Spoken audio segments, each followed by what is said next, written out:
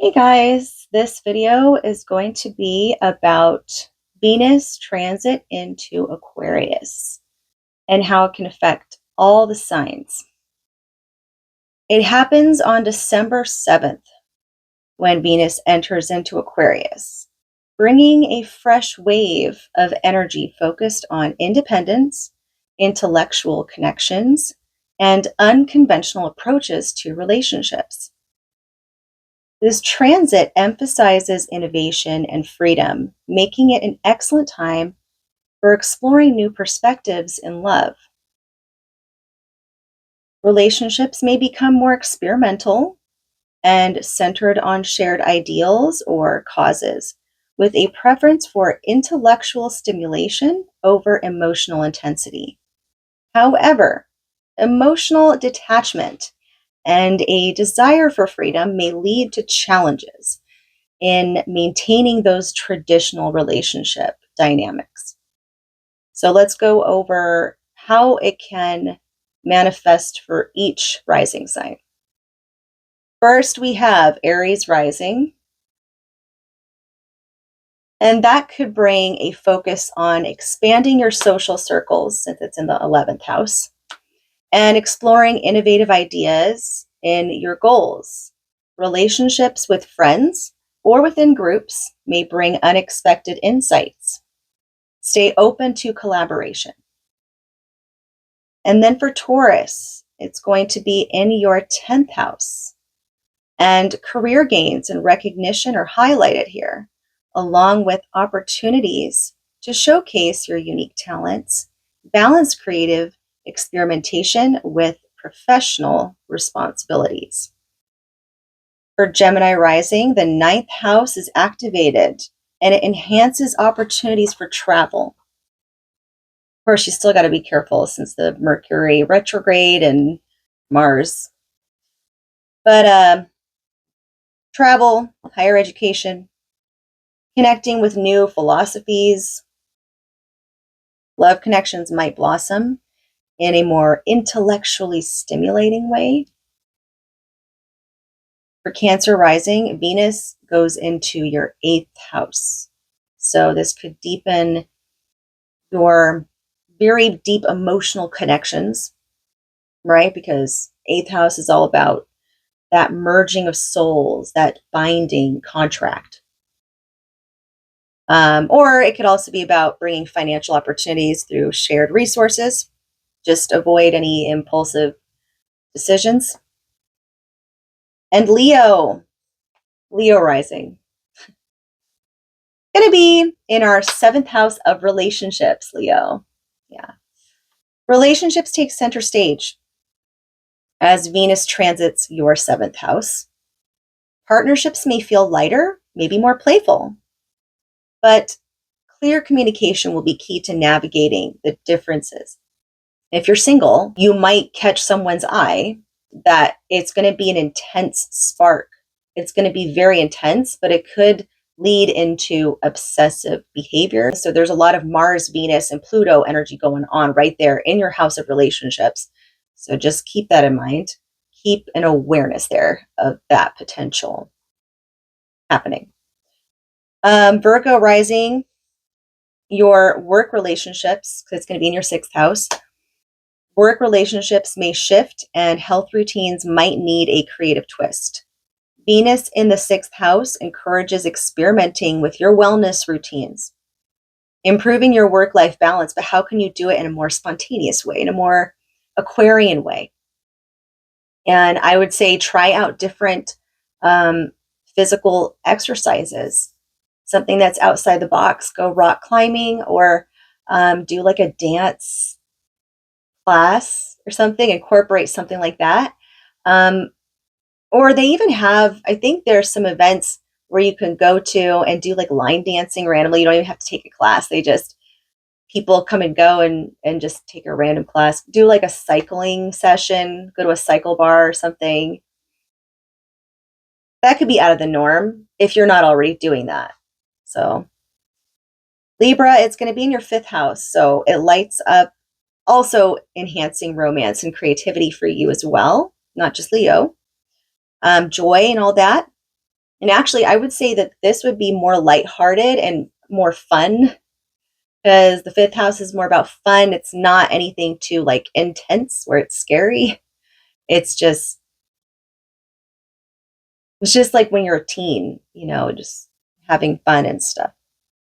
But yeah, great time to be artistic and go on a blind date or do one of those blind date, what are they called? Speed blind date? I've always heard about it, but I've never actually seen one or been to one ever. So, yeah. But try not to overanalyze love matters. Scorpio, your domestic life and family relationships could definitely improve with Venus transiting into your fourth house of family and home. Focus on creating like harmony and making a more inspiring environment at home.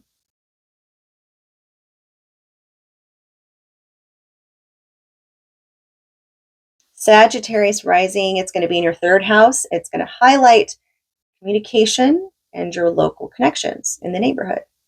Engage in stimulating conversations and short trips as they may bring unexpected joys or ideas to you.